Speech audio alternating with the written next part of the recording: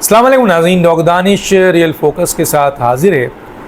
دیکھیے، پاکستان کو بدلنا ہوگا، پاکستان کے پولیٹیکل سسٹم کو بدلنا ہوگا، پاکستان کے اس نظام کو بدلنا پڑے گا، اس کے علاوہ کوئی چارہ نہیں ہے۔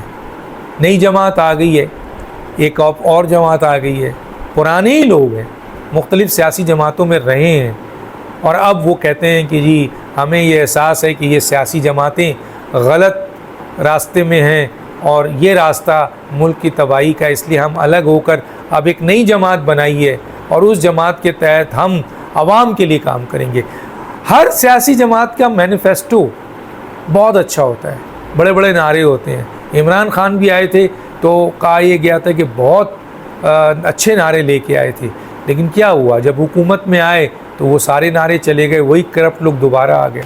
اب یہ عوام پاکستان پارٹی آئی ہے، یہ کہتی ہے کہ ہم عوام کے لیے کام کریں گے، ہمارا نظریہ ہے اسلام، پاکستان اور عوام۔ چلیں جی، بہت اچھا ہے۔ اب سوال یہ ہے کہ کیا ایسا کیا جائے کہ پاکستان کا یہ جو نظام حکومت ہے، یہ جو نظام ہے، سیاسی نظام ہے، یہ بہتر ہو سکے۔ کرنے نہیں دیتے، پہلے تو یہ ہے کہ کرنے نہیں دیتے، کون کرے گا؟ اگر فوج کرتی ہے تو آپ کرنے نہیں دیتے، اگر عدلیہ کرتی ہے تو آپ کرنے نہیں دیتے، اور سیاسی لوگ اس کو کرنے نہیں دیں گے کیونکہ وہ اپنے پاؤں پہ کلہاڑی نہیں مانگی ہے۔ ایک بہت اچھی سجیشن، بہت زبردست سجیشن جو ہے وہ سامنے آئی، ہم نے اس کو آنر کیا اور بڑی تعریف ہوئی، بہت اچھی جگہ سے ہے، لیکن کون کرے گا؟ میں وہ سجیشن ابھی آپ کے سامنے پیش کرتا ہوں، بتاتا ہوں کہ کیا ہونا چاہیے اور کیوں ہونا چاہیے۔ میرا ایک سوال ہے اس سے پہلے کہ یہ جو پارلیمنٹ ہے، اس میں جاہل پاکستان میں کیوں جاتے ہیں لوگ؟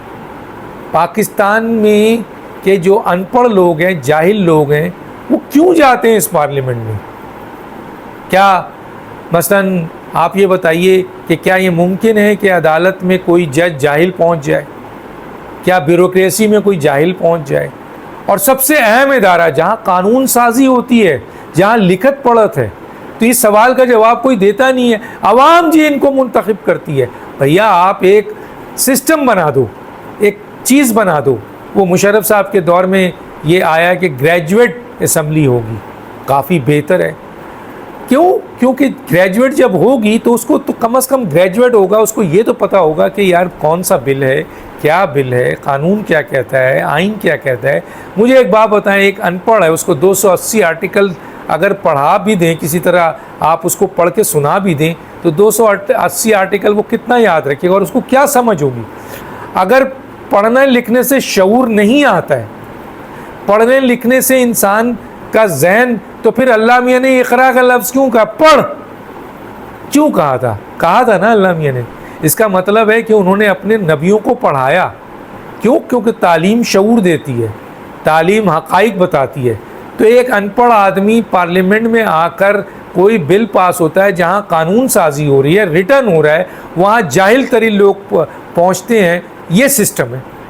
تو اس سسٹم کے تحت آپ یہ دیکھیں کہ کیسے پارلیمنٹیرین پہنچے ہوئے ہیں۔ کہتے ہیں جی عوام چنتے ہیں۔ بھیا اگر الیکشن کمیشن یہ فیصلہ کر دے کہ اس قسم کے لوگ پارلیمنٹ میں جائیں گے، پڑھے لکھے جائیں گے، ریسٹرکشن کر دے، جس طریقے سے کسی جاب کے لیے آپ کی ایڈورٹائز چھپتی ہے کہ ماسٹر چاہیے، MBA چاہیے، اچھی یونیورسٹی سے گریجویٹ چاہیے یا ماسٹر لکھتے ہیں نا، تو پارلیمنٹ کا بھی لکھیں کہ پارلیمنٹ کے اندر جو پارلیمنٹیرین بننا چاہتا ہے وہ پہلے ماسٹرز کر لے، کم سے کم ماسٹرز کرے اچھے ادارے سے، اچھی یونیورسٹی سے، کہ جب وہ پارلیمنٹ میں جائے تو وہ قانون سازی کر سکے، پڑھ سکے، دنیا کے لٹریچر کو پڑھ سکے، دنیا کے آئین کو پڑھ سکے، دنیا کی قانون کی کتابوں کو پڑھ سکے، تو وہ بہتر طور پر پارلیمنٹیرین ہو سکتا ہے نا۔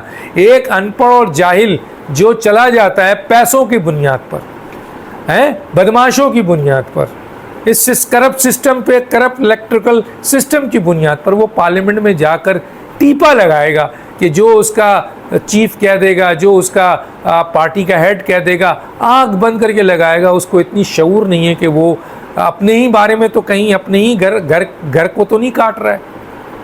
تو اب کچھ سجیشن ہے جو میں آپ لوگوں کے سامنے بھی لانا چاہتا ہوں کہ اب اس نظام کو بدلنے کے لیے یہ فیصلہ کرنا پڑے گا۔ دیکھیں MNA اور MPA کے لیے یہ ریسٹرکشن ہونا چاہیے کہ وہ اس ملک کی پارلیمنٹ جہاں پڑھے لکھے لوگ ہوں، کم سے کم ان کی جو ڈگری ہو وہ ماسٹر ہو کسی اچھی یونیورسٹی سے، وہی جائیں، ایک کرائٹیریا بن جائے، یہی آ سکتے ہیں۔ تو جس کو پارلیمنٹیرین بننا ہے وہ ماسٹرز کرے، اچھا ہے تعلیم حاصل کرے، اور تعلیم حاصل کرے گا تو شعور ہوگا، اور شعور ہوگا، پڑھا لکھا ہوگا تو پارلیمنٹ میں جا کے اچھی قانون سازی کر سکتا ہے۔ دوسرا، یہ جو وزیر اعظم ہے اور یہ صدر ہے، یہ 2 ٹرم سے زیادہ کسی کو اجازت نہیں ہو پاکستان میں، کہ نہ صدر 2 ٹرم سے زیادہ بن سکتا ہے، نہ وزیر اعظم 2 ٹرم سے زیادہ بن سکتا ہے۔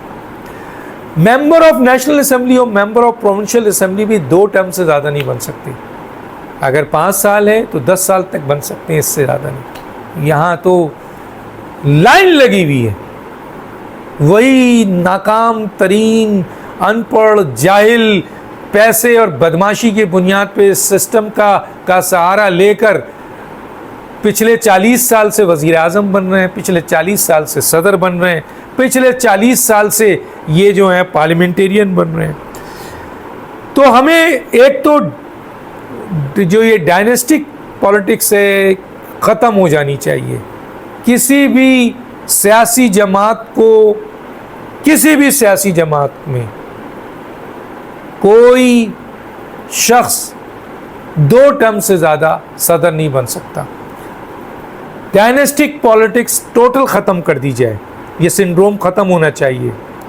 اور اسی طریقے سے جیسے میں نے کہا کہ نو 3rd ٹائم پارٹی پریزیڈنٹشپ، مثلا پارٹی کا جو صدر ہو وہ 2 دفعہ تو بن سکتا ہے، اس سے آگے نہیں۔ MNA 2 دفعہ بن سکتا ہے، MPA 2 دفعہ بن سکتا ہے، پرائم منسٹر 2 دفعہ بن سکتا ہے، صدر 2 دفعہ بن سکتا ہے، اس سے زیادہ نہیں۔ اور یہ جو نان الیکٹڈ ایڈوائزر اور اسپیشل اسسٹنٹ، ان کو بند ہونا چاہیے، صرف الیکٹڈ ہونا چاہیے، اور الیکٹڈ بھی اس طریقے سے جو ممبر آف پارلیمنٹ پڑھا لکھا ہے، جیسے ماسٹرز کا کہا گیا ہے۔ تو یہ ضروری ہے۔ اسی کے ساتھ آپ کا نو کانسیپٹ آف کیمپ ہاؤس، یہ بھی نہیں ہونا چاہیے کیمپ ہاؤسز، اور میں نے جس طریقے سے کہا تو یہ کرائٹیریا بنانا پڑے گا آپ کو، ورنہ یہ جو ڈائنسٹک پالیٹکس ہے کہ میں، میرا بیٹا، میری بہو، میری یہی پارٹی کے اس میں آئیں گے، تو پھر اس ملک میں کچھ نہیں ملے گا۔